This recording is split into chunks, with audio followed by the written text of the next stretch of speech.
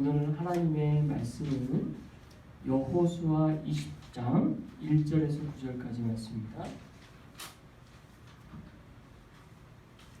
여호수아 20장 1절에서 9절까지 말씀 여러분이 한 절씩 교독하도록 하겠습니다.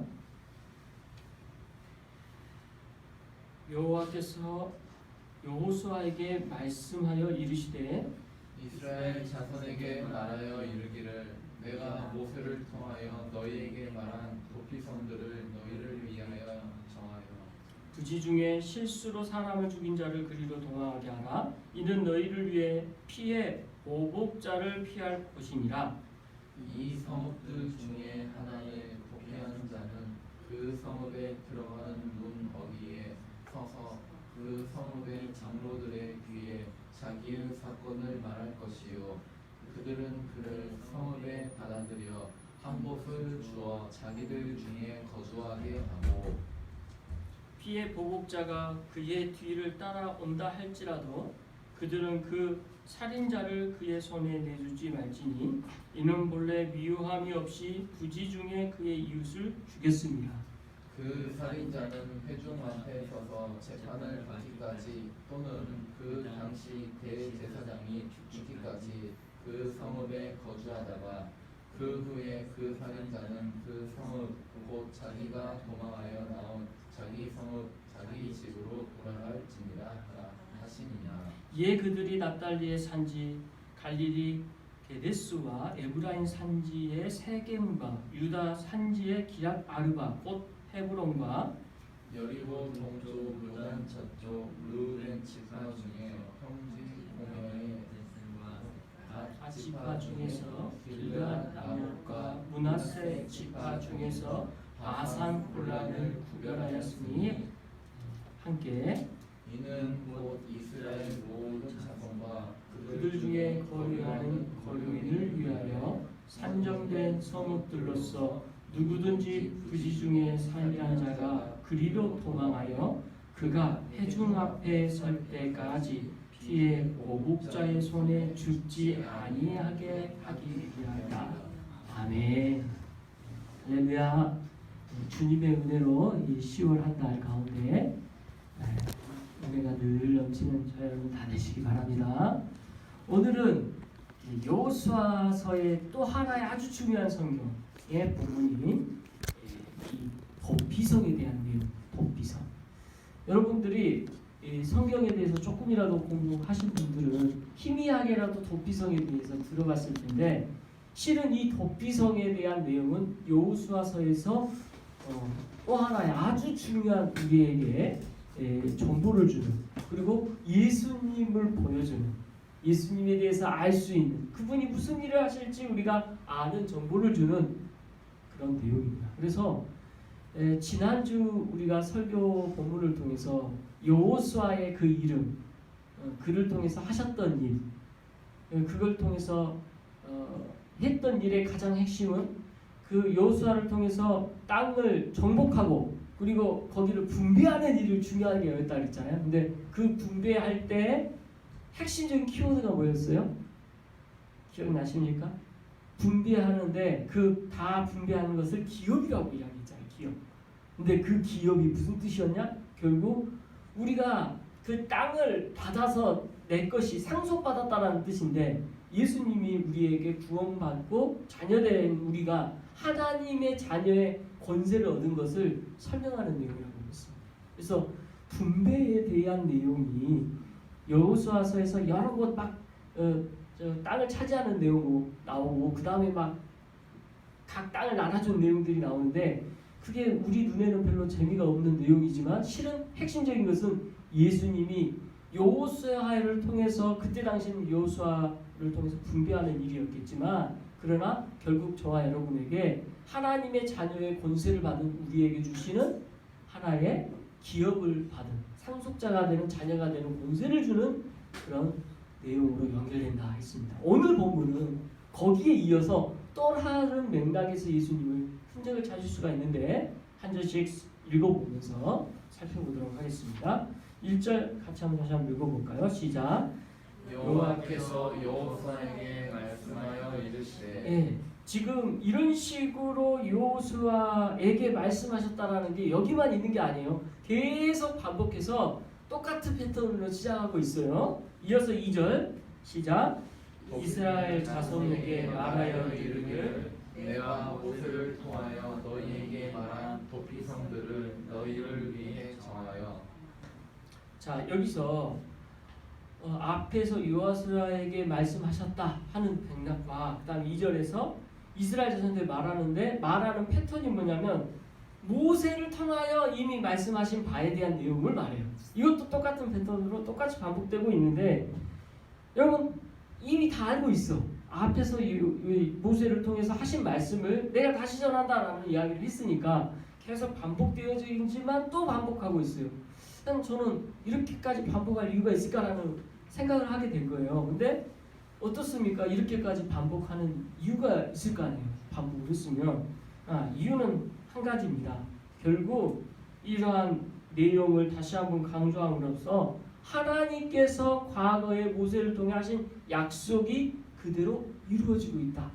다 이루어졌다는 것을 확인하고 있습니다. 그러니까 이게 마치 이걸 이렇게 생각하면 돼요. 우리가 예수님의 죽으심과 부활하심을 보진 않았지만 믿잖아요. 믿음으로 믿게 돼요. 근데 우리가 아직 보지 못한 바도 있어요. 뭐예요? 다시 오실 예수님 아직 보지 못했어요. 이걸 믿고 있죠. 구약의 성도들도 마찬가지 우리랑 같은 맥락이 있는데 성경 말씀으로 주어진 약속은 있었어요. 그렇죠? 오세오경에 주신 약속이 있었어. 그걸 믿었어. 그리고 이들은 아직 메시아에 대한 내용이 어떤 식으로 어떻게 있을지 모르지만 그걸 믿었어. 그래서 그들이나 우리나 동일한 믿음의 조건들이 있는 거예요. 그들에게 있어서 구약 성도들도 똑같이 믿음으로 신앙의 구원을 얻었어요. 우리도 마찬가지요. 이들이 가지고 있는 이 믿음과 우리가 가지고 있는 믿음은 동일한 게 뭐냐면 결국 메시아에 대한 고백인 거죠.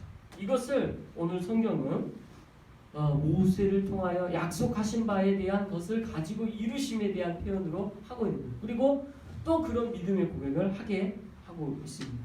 그래서 이 맥락의 계속 반복은 믿는 바에 대한 고백이구나라는 것을 우리가 확인할 수가 있습니다. 여기서 이제 중요한 키워드가 나오는데 바로 도피성이라는 단어예요. 도피성. 이 도피성이라는 단어가 도피성 두 단어를 합성해서 도피성이라고 이야기를 하는데 도피라는 단어 미클라트라는 이 원어는요 소극적인 의미와 적극적인 의미가 있어요. 소극적인 의미는 회피, 도피 이렇게 피하다는 의미예요. 그렇죠? 근데 적극적인 의미도 있어요. 적극적인 의미는 피난의 의미의 것과 그것이 안식에 대한 의미가 있어요. 그래서 그냥 단지 도피하고 회피하는 그런 느낌의 뉘앙스보다 적극적일 때는 그 곳 자체가 완전한 나의 피난처가 되는 거예요. 어떠한 공격에도 무너지지 않는 완전한 안전한 안식의 장소, 가장 편하게 내가 있을 수 있는 장소, 이것이 적극적인 의미의 여기서 도피라는 단어의 뜻입니다. 그래서 두 가지 다 생각해 볼 수가 있는 거예요. 그러니까 이 도피라는 이 개념을 예수님께서 이 구약이라는 이 여호수아서를 통해서 심겨놓은 생각은 이 도피의 성 안에 이 개념이 두 가지가 있는 거예요. 피할 장소도 되고 정말 갈 곳이 없어요. 어쩔 수 없이 피해야 되는 거예요. 그런 의미도 있지만 또 하나의 의미는 그것만큼 가장 안전한 곳이 오는 거예요. 최고의 안식처, 최고의 피난처가 되는 그런 장소가 되는 거예요. 그래서 안식의 성, 도피의 성, 피난의 성, 뭐 이런 개념이 여기서 말하는 도피성의 단어가 가지고 있는 뜻입니다. 근데 더 적극적으로 이제 이 성에 대한 설명을 하고 있죠. 3절 같이 읽겠습니다. 시작. 부지 중에 실수로 사람을 죽인 자를 그리로 도망하게 하라. 이는 너희를 위해 피해 보복자를 피할 것이니라. 자, 여기서 지금 피해 보복자라는 키워드를 이해하지 못하면 이 3절 말씀에 대한 맥락이 잘 이해가 안 돼요. 그래서 제가 그 내용을 이제 좀 먼저 설명을 하겠습니다. 자, 피해 보복자에 대한 내용이 성경 민수기 35장 18, 19절 제가 주보 아래에다가 표기해놨는데 보이세요? 제 밑에 먼저 그 부분을 읽고 같이 말씀 나누겠습니다. 같이 시작. 만일 사람을 죽일 만한 아무 영장을 손에 들고 사람을 쳐 죽이면 그는 살인한 자니 그 살인자는 반드시 죽일 것이니라. 피해 보복하는 자는 그 살인한 자를 자신이 죽일 것이니 그를 만나면 죽일 것이요. 그래서 구약 시대의 구약 성경에 살인자는 반드시 피해 보복자에 의해서 살인한 자를 죽이게 되는 법을 갖고 있었어요. 이게 마치 눈에는 눈, 이에는 이 구약 율법이 가지고 있는 어떤 개념들, 이 개념이 이 살인한 자에게도 동일하게 있었습니다. 그러니까 살인을 하면 무슨 이유가 됐든 죽어야 마땅한 거예요. 무조건 죽어야 되는 거예요. 이게 그 주거의 그걸 집행하는 사람, 누가 집행했냐? 구약 시대에는 피해 보복자라는 사람을 세우는데 살인을 당한 그 사람의 가족이나 친족이 할 수 있었어요. 피해 보복자 세워져요. 그러면 그는 책임을 가지고 그 생명을 피해 생명을 빼앗은 사람에게 생명을 취할 수 있는 권한을 부여받게 돼요. 이게 구약에 나온 하나의 계명이에요. 굉장히 무섭죠. 그냥 생명은 생명으로 갚아야 됩니다. 이것이 3절에 나오는 피해 보복자예요. 근데 이 피해 보복자가 이런 개념만 있는 게 아니에요. 두 가지가 더 있어요. 구약적 의미로서 어떤 사람이 완전히 집안이 멸망해가지고 돈을 다 없고 땅도 다 빼앗기고 모든 재산이 탄진해서 이제 어쩔 수 없이 노예로 팔려가게 되거나 뭐 그럴 수도 있겠잖아요. 재산이 상감돼서 그렇게 됐어. 그렇게 된 상황 가운데 이 사람이 스스로 재산을 회복할 길이 없는데 대신 이것을 책임져 줄 사람을 세울 수가 있어요. 그걸 뭐라고 부르냐면 기업을 부르는 자. 이게 룻이라는 제가 룻기에 보면 그 내용이 나오거든요. 룻이 되게 재밌어요. 전에 성기동 교회에서 만든 드라마가 있는데 뮤지컬로 그 뮤지컬 참 잘 만들었거든요. 한번 이제 기회 되면 제가 가지고 있으니까 봐도 되는데 이 뮤지컬의 핵심이 뭐였냐면 기업 부르는 자에 대한 설명이에요. 그러니까 룻이 이방 여인이었고 본래 나옴이라는 시어머니가 이스라엘 사람인데 이제 이 사람이 이스라엘을 떠나서 이방에서 산 거죠. 그 이방 땅에서 이 룻이라는 이제 뭐라 그러죠? 며느리를 얻게 된 거죠. 근데 며느리 아들들이 다 죽고 자기 남편 죽었어. 며느리 둘만 남게 된 거죠. 근데 이 룻이 이제 너도 너희 집에 가라. 근데 어머니 나는 어머니를 따라가겠습니다. 왜냐하면 어머니 하나님이 나의 하나님, 어머니의 고향이 나의 고향이다. 이런 고백을 하면서 끝까지 따라온 거예요. 근데 나오미가 생각할 때는 룻을 책임질 게 없거든. 책임질 수가 없고 자기 나이도 들었지, 과부지, 누구도 책임질 수가 없어. 근데 이스라엘 돌아왔더니 이 룻을 기업 무르를 자로 맞이해 준 사람이 있었던 거죠. 바로 보아스라는 남자죠. 이 보아스가 룻을 책임져 주는데, 근데 기업 무른다는 게 좋은 일이 아니에요. 왜냐하면 이 사람이 가지고 있던 모든 탕진했던 빚을 다 대신 갚아줘야 돼요. 이런 책임이 기업 무른 자에 일단 있어요. 두 번째 뭐냐면 또 다른 게 뭐냐면 대가 끊길 때 그 대를 끊긴 것을 책임져 줘야 되는 거야. 이게 또 참 재밌는 기업 무른 자의 방법이에요. 그래서 이 룻이 보아스와 결혼을 해서 자녀를 낳고 그 자녀의 혈통이 어디로 이어져요? 바로 모세로 이어져요. 아니 모세가 아니라 다윗으로. 그래서 다윗의 할머니가 아마 고조 할머니, 중조 할머니, 고조 할머니쯤 되겠죠. 3대 4대 할머니니까 그 할머니가 되는 게 룻입니다. 재밌죠? 이 룻기라는 이 배경에 거기서 나온 개념이 바로 기업 무르는 자인데, 기업 무르는 자의 또 다른 이름이 뭐예요? 피해 보복자라는 거예요. 그러니까 피해 보복자는 세 가지 역할을 해요. 첫 번째, 살인한 사람들을 그 사람에 대해서 그러니까 이게 그 단순하게 그 일만 한 게 아니라 이 역할을 하는 사람은 책임을 같이 지어주는 거예요. 피해보복자 역할을 했죠. 두 번째는 기업 누름자의 역할로서 모든 재산을 탕진한 것을 대신 갚아주는 채무자 역할을 해줘야 되고, 그 다음에 세 번째, 이 사람의 기업이 이어질 수 있도록 자녀를 낳아야 돼요. 그래서 이 기업이 제대로 다시 이어질 수 있도록, 그리고 이 역할을 다 하는 게 이제 성경에 나오는 거죠. 자, 근데 오늘 본문은 이 세 가지 중에 첫 번째 역할이 그죠. 피해 보복자. 무서운 공의를 집행하는 그런 역할인 것입니다.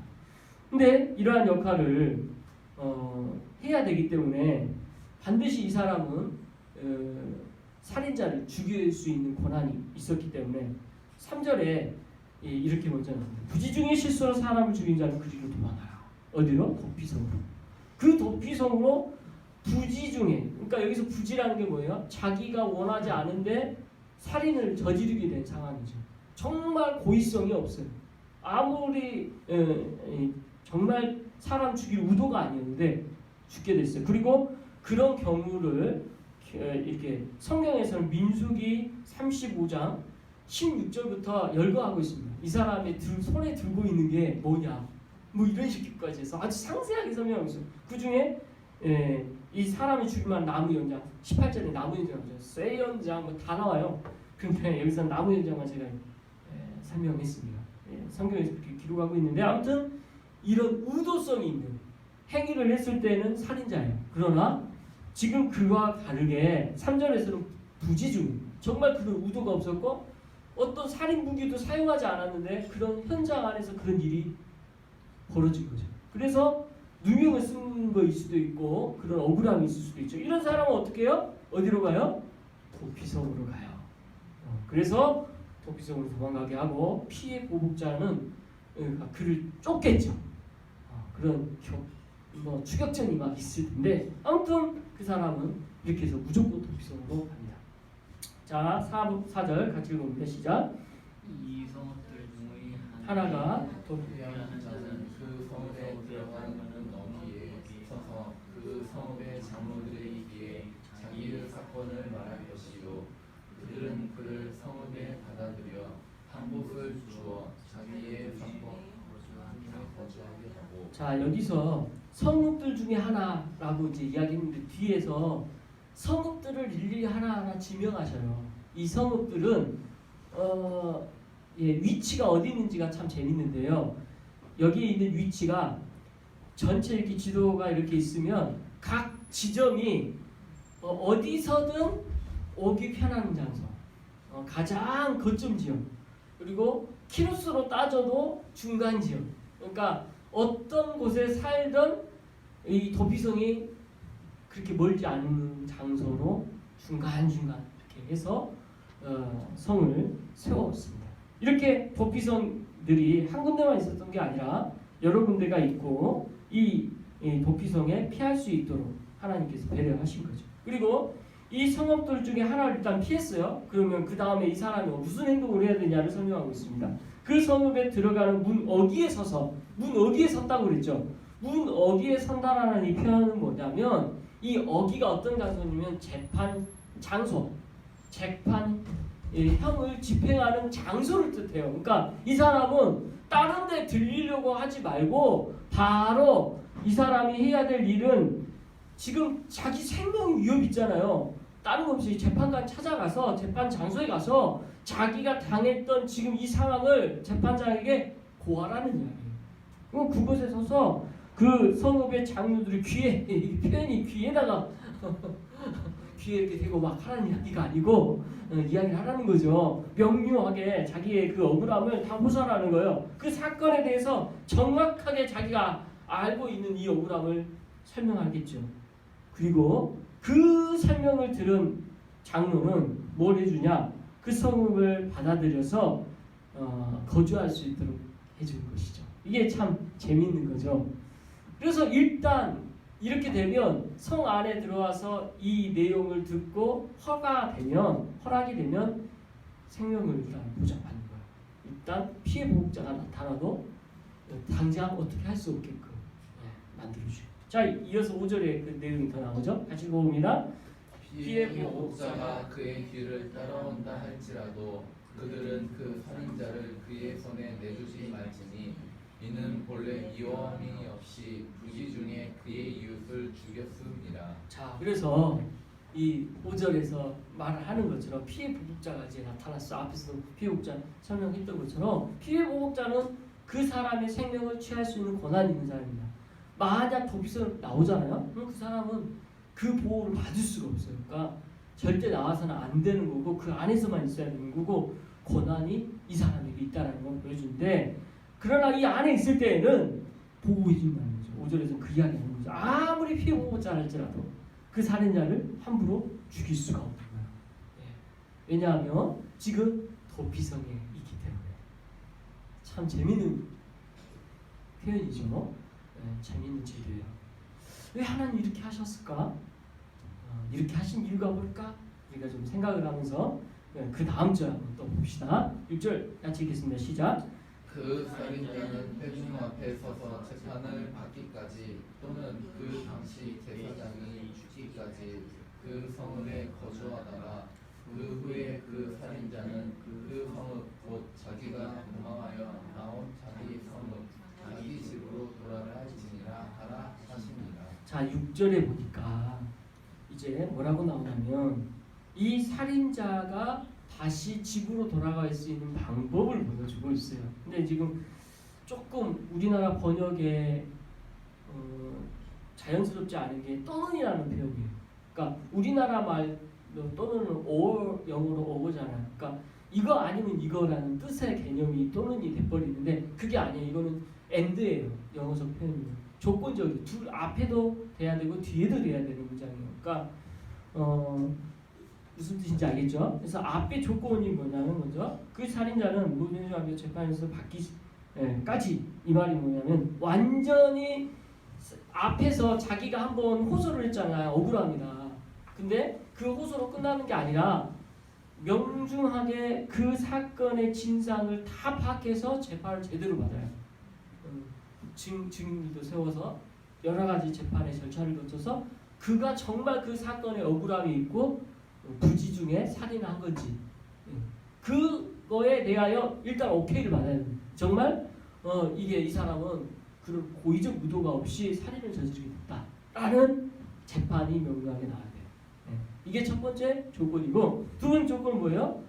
그 당시에 대제사장이 죽기까지라는 말을 써요.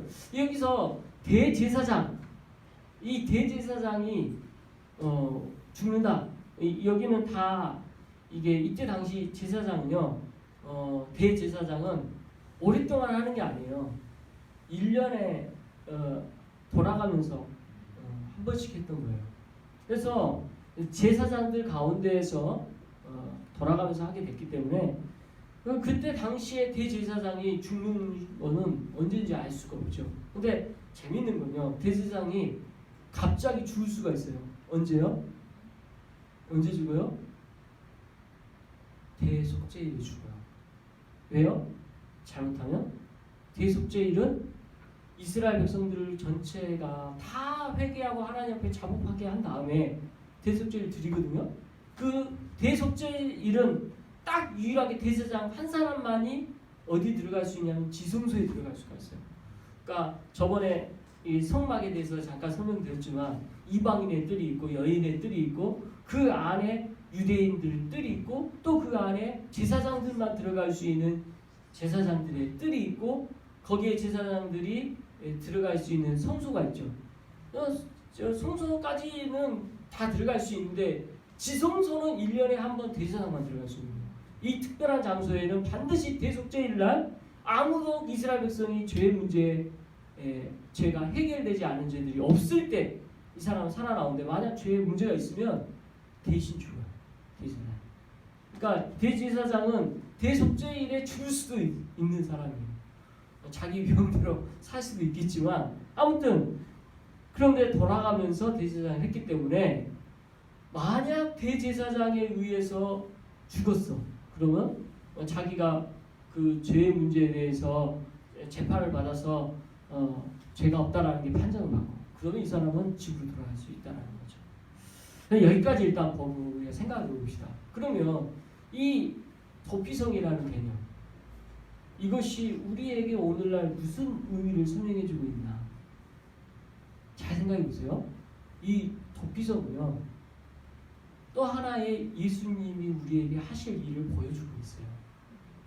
단지 이 사람은 죄가 없는 게 명료하게 확인되는 건데 우리는 대신 뭐예요?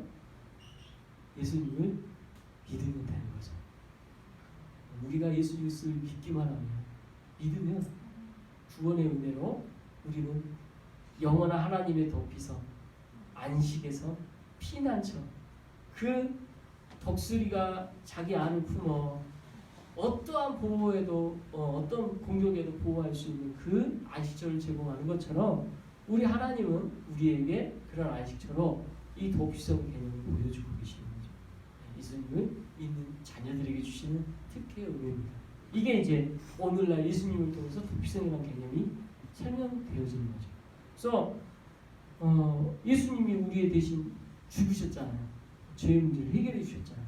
그러니까 이 사람도 그러한 해결함을 받았을 때 그런 다시 돌아갈 수 있었던 특혜를 얻었던 것처럼 오늘날 도피성에 대한 개념으로 예수님이 어떤 역할을 하셨는가를 보여주는 아주 중요한 맥락적 설명이 있는 것이죠.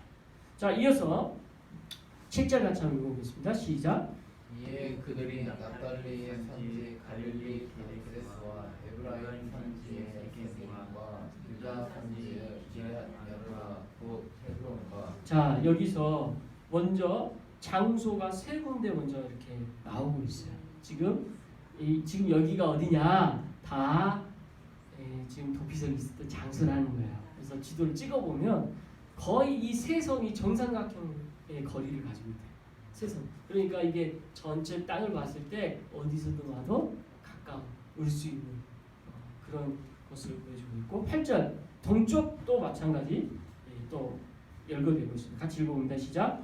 여리고 동쪽 요단 저쪽 루벤 지파 중에서 평지 가문의 예셀과 갓 지파 중에서 길앗 나무과 문하세 지파 중에서 바산 골란을 먹이라 했으니. 자, 여기서도 또 세 곳을 또 이야기하죠. 그러니까 요단 동쪽과 요단 서쪽 이 양쪽에 세 개를 탁상 이렇게 해놓으신 거죠. 9절 같이 읽어봅니다. 시작.